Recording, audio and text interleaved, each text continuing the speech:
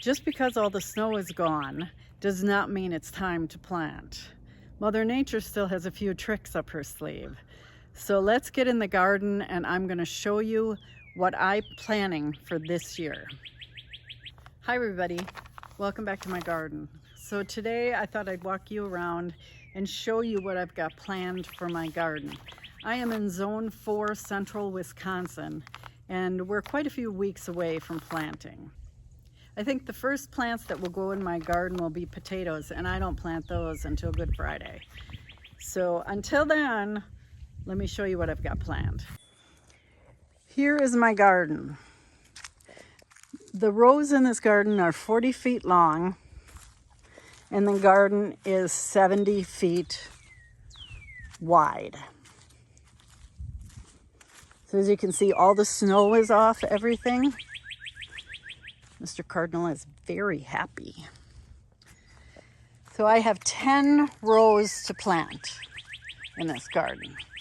So I'm going to show you what I have planned so far this year. So every year I attempt to plan out my garden. Whether or not it gets planted like this is a whole nother thing. I have 10 rows. The brown is where I plant. The white is this wheat fabric. So these first 2 rows, here and here, are going to be tomatoes. I'm going to put 10 tomato plants per row, and I'm going to use the California wave method to trellis them. So I've got some real tall fence posts. We've got some 7-foot fence posts, and I'm going to put those and use the California method. The next row here is going to be peppers. I'm going to do 8 pepper plants throughout here. And then whatever room is left over, I'm going to do some beets, some radishes, some kohlrabi, maybe a little bit of celery. In this row, this one is kind of up for grabs. So we'll do kale, lettuce, zucchini, celery, and anything else, and flowers. I'll put flowers in here too. And then up here, past this little short row, I have this big open space. This is where my corn was last year. I'm not doing sweet corn this year. It takes up too much room in the garden. I mean, there's so many corn growers around here, sweet corn growers. I'm just gonna let them do all the hard work. Watermelons are gonna go in here, and maybe a couple zucchini. I might do a few more melons, like honeydew or something like that, but mostly it's watermelons. They just grow everywhere, so I need the space. And then I'll do a big flower bed of zinnias, cosmos in here. So this short little row here is going to have carrots in it. That circle is where the tire is. So that's going to have carrots in it. Then this little row here, I'm doing bush beans, some onions, and some flowers. And then in this little short row, I'm doing onions. In this row with the trellis, these are cattle panels, I'm going to do cucumbers on here. Mostly pickles, but I'm going to do cucumbers. And then in this little short row here, this is flowers. These are all perennials in here. On the first bed here, that's going to go up and over the arch, I'm going to do delicata squash. And then in the next one, I'm going to do cantaloupes. And then in the next 2, I'm going to do beans. And then underneath, I don't know if I can do this with the sun. It looks okay, I hope. Underneath here, I'm going to plant broccoli and cauliflower. I haven't decided how much I'm going to plant yet. Because as the plants vine up and over the trellis, then they will provide shade for the broccoli and the cauliflower. In in theory. You look here, this is how far the ground is thawed. So it's like right about to there. That's it. You hear that? But then if I go over here to where there's no compost, it goes right in. Isn't that weird? So we're getting there. Slowly but surely. So that's the plan. Now, I am going to add a few beds to the shady side of the garden. So let me show you that. So this is the shady side of the garden, is what I call it. It does get some sun, and we have trimmed some trees, so it might get a little more this year. But here's what's here so far. This area right here under this tree is shady, and it's just an area where you can put a lounge chair and relax. And then behind it, this area here gets a little more sun. I'm going to put my raspberry and black raspberry bushes in here, along with a couple other fruiting bushes in here. And then this half of the garden only gets about 3 or 4 hours of sun on this half. Let me show you. We usually don't do anything over here.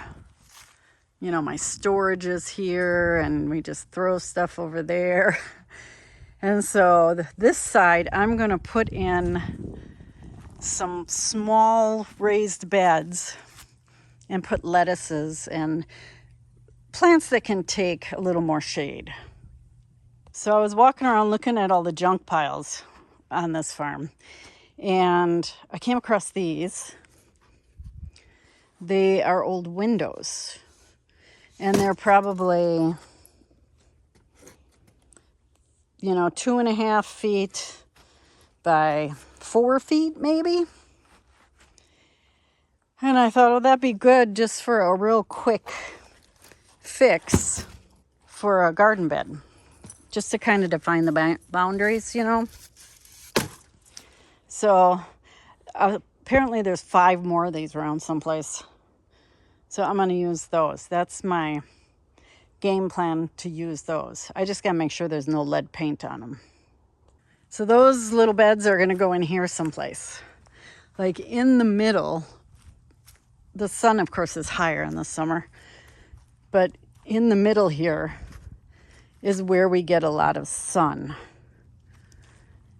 So I'm going to put them in here someplace. And they'll get about 3-4 hours of sun, and that's it. They'll be shaded in the morning, shaded in the afternoon, because we're facing south. So this was the original family garden. So, but of course the trees weren't as big back then, so that they just made do with this. And then we expanded it to this. So that's how this garden came about, because the other one, there just wasn't enough sun.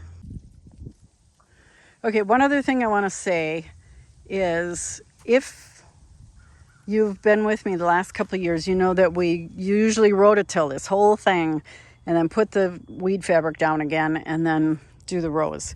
We're not doing that anymore because the weeds are ridiculous. And so what I ended up doing is putting like this much compost down in each of the rows. I went and got some cow manure compost, and then I put wood chips down, again, about that much.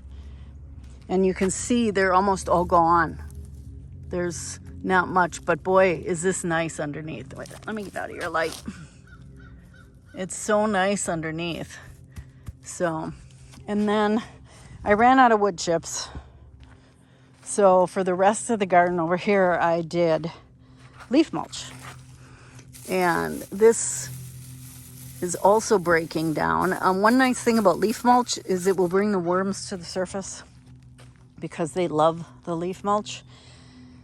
So I'm hoping that that will really add some organic matter to the garden. And of course you can't mix this in, but you can just move it aside. So kind of like no dig.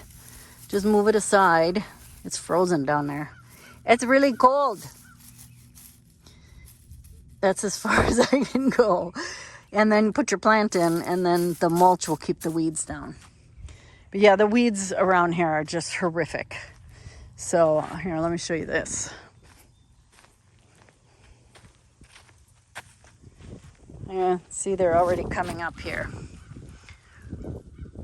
from the mulch. So I got to go through and run my hoeing thing and get rid of these weeds, stop them in their tracks. So another thing that's in the plans, last fall we ended up putting in 5 fruit trees. And the reason we have 5 is because if you bought 5, you got 25% off. So I have 3 apple trees, one there, and one here. And then that's a pear, and that's a pear. So this is the beginning of our orchard. So now that I have those in, I would like to have some bushes, some berry bushes. So blueberries are very common up here in central Wisconsin. Potatoes, blueberries, and cranberries are very popular here. You know, we've got these lovely pine trees, so I think blueberries will do very well here. I want to do 2 rows of blueberries here, and I'm going to do about 30 feet of blueberries. And then in this section here, I want to do hazelnuts and figs. So there'll be another one of these cages. This is to keep the deer out. We have a huge herd of deer on our property. So that's what I want to do here. And then I'm going to see what other kind of berry bushes I can find around here. Everything's going so fast that everything I want to order is gone. But this space here is going to be berry bushes and fig trees and a hazelnut tree or bush. So for scale reference, all these trees are 15 feet apart. 15 feet in between here, 15 feet in between there. There's 15 feet from the tree, no, from here to the edge of the greenhouse. Same here, 15 feet from this greenhouse to the edge of those. The reason I did that is so I could get a tractor through here. I don't want to end up where you can't work in these areas and you can't get your equipment through here. So that's why I ended up putting them that far apart. These are semi-dwarf trees, so they really don't need to be that far apart, but I better safe than sorry. If you got the land, use it, right? So that's another plan that I have. So if you're a Zone 4 gardener, your YouTube feed is probably filled with people putting stuff in the ground. And it can be very difficult, but that gives us a lot more opportunity to start things and prep our gardens. We don't have this urge to be out there planting because we get a little more time outside prepping the beds, and everything will catch up. Everything will catch up to whatever a Zone 7 gardener is planting, and I'm not worried about it. I know that I'm just not under as much of a time crunch as, say, a Zone 7 gardener. So that's going to be it for this video.